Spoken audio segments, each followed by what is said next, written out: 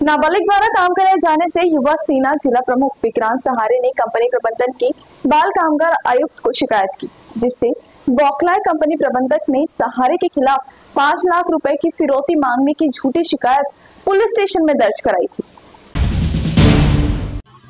नाबालिग लड़के पर हुए अन्याय के खिलाफ आवाज उठाई तो कंपनी प्रबंधक ने फिरौती का झूठा आरोप लगाकर थाने में शिकायत दर्ज कराई और पुलिस ने भी जांच न करते हुए अपराध दर्ज करने का आरोप करते हुए युवा सेना उद्धव बाला साहेब ठाकरे गढ़ के जिला प्रमुख विक्रांत सहारे ने बताया कि मामले को न्यायपालिका तक ले जाएंगे और कंपनी पर मानहानि का दावा करेंगे। महाविकास युवा आघाड़ी द्वारा आयोजित पत्र परिषद में उन्होंने कहा कि भटाली ओपनकास्ट माइंस में कार्यरत कावेरी कंपनी में एक नाबालिग लड़का काम करता था। वेतन मांगने पर संबंधित कंपनी के अधिकारी ने उसे मारपीट कर काम से निकाला। कंपनी ने नाबालिग को काम पर रखकर बाल कामगार कानून का पूर्णतः उल्लंघन किया, जिससे बालक व उसकी मां ने विक्रांत सहारे से संपर्क कर न्याय की मांग की। जिसके बाद 20 मार्च को सहारे के साथ बालक व उसकी मां कंपनी में जाकर प्रोजेक्ट मैनेजर रेड्डी से पूछने पर वे टाल मटोल जवाब दिए, जिससे सहारे ने कामगार आयुक्त व संबंधित विभाग प्रमुख को लिखित शिकायत कर कंपनी पर कार्रवाई की मांग की। इसी बीच 31 मार्च को सहारे पर कावेरी कंपनी को 5 लाख की रिश्वत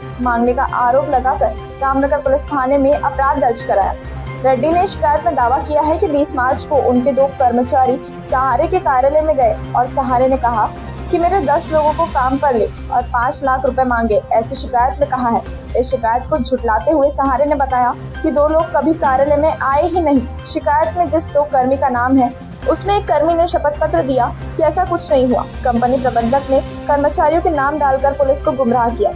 पुलिस ने इस मामले में विस्तृत जांच करने की मांग की। यहाँ बताया कि जिला बाल संरक्षण अधिकारी के पास बालक का बयान हुआ है। यह केस अब दिल्ली में जाने वाली है। ते प्रेस कॉन्फरन्स घेण्याच्या मागे माझ्यावर जे खोटे गुन्हे दाखल झाले त्याकरिता आम्ही सर्व महाविकास आघाडी पत्रकार परिषद इथे सर्व प्रशांत भाऊ भारती, संजय भाऊ ठाकूर, आमचे विस्तारक महाराष्ट्र राज्य विस्तारक संदीप रियालजी पटेल आणि आपचे कुडमेटीजी इथे सर्वजण आपण जमलो आणि इथे माझी बाजू सर्रासपणे मांडली की आपण माझ्यावर जे खोटे गुन्हे दाखल झाले आहे त्याचा मी खंडन करतो आणि मी त्या कंपनीमध्ये त्या 17 वर्षाच्या मुलाला घेऊन जाऊन त्याच्या आईला सोबत घेऊन जाऊन त्या रेड्डीला जेव्हा बोललो की त्या लहानच्या मुलाला का बरं मारहाण केली, त्याने डायरेक्ट बोलला की तुमको जो करना है कर ले। त्यानंतर मी पत्र व्यवहार करून कामगार आयुक्त, बाल संरक्षण अधिकारी आणि कलेक्टर, जिल्हा अधिकारी, पोलीस अधीक्षक साहेब या सर्वांकडे पत्र व्यवहार करून त्याला न्याय मिळवून द्यावं यासाठी मी मागणी केली असता मला त्याच्या सहाय्यक आपला केंद्रीय कामगार आयुक्त त्यांच्याकडून पत्रव्यवहार 25 तारखेला मिळाला आणि कुठं ना कुठं त्या कंपनीचे त्या पत्रव्यवहारामुळे धाबेदन आणले आणि त्यामुळे त्याने मला सरळ माझ्यावर कोणतीही सहायता न करता पोलिसांनी खोटे गुन्हे दाखल केले, त्याचा मी खंडन करतो। मी जे केस माझ्यावर म्हणजे जे ऑफेन्स माझ्यावर लावले, एलिगेशन माझ्यावर लावले आहे त्याच्या मी क्रॅशसाठी आपल्या उच्च न्यायालयामध्ये हायकोर्टामध्ये पाठवलं, ते ऍप्लिकेशन दाखल केले आहे आणि येत्या पुढच्या तारखेला लवकरात लवकर ते क्रॅश होऊन जाणार आहे। विक्रांत सहारे युवा सेना जिल्हाध्यक्ष यांच्या समर्थनात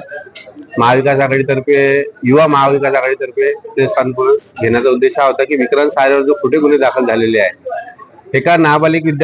मुलासाठी विक्रांत सहारे न्याय मागासाठी गेला असता तिथल्या कंपनीच्या पीएमनी विक्रांत सहारे याच्यावर खोटे गुन्हे दाखल केले। पोलीस प्रशासन हे आपल्या जिल्ह्यातलं नेहमी पोलीस प्रशासन चांगलं काम करतात, त्याच्यात काही दुमत नाही, पण आमचं आता पोलीस प्रशासनाला एवढीच विनंती आहे की या प्रकरणाची शहानिशा करून गुन्हे दाखल करायला पाहिजे होते। आमचं पोलीस प्रशासन आता पूर्ण विश्वास आहे की या प्रकरणात जेही आता होणार त्याच्यात तुम्ही शहानिशा करूनच करणार आणि आमची आता बाकी आयोगांना एवढीच नम्र विनंती आहे आणि सर्व पत्रकार बंधूंना हेच विनंती आहे की तुमच्या मार्फत त्या रेड्डीवर गुन्हे दाखल झाले पाहिजे। नाबालिग मुलाला जे मारहाण झाली, तुम्ही त्या नाबालिग मुलाची स्टेटमेंट तुम्ही रेकॉर्ड केलेली आहे, त्या प्रकरणात त्या रेड्डी कंपनीवर गुन्हे दाखल झाले पाहिजे ही आमची मागणी आहे।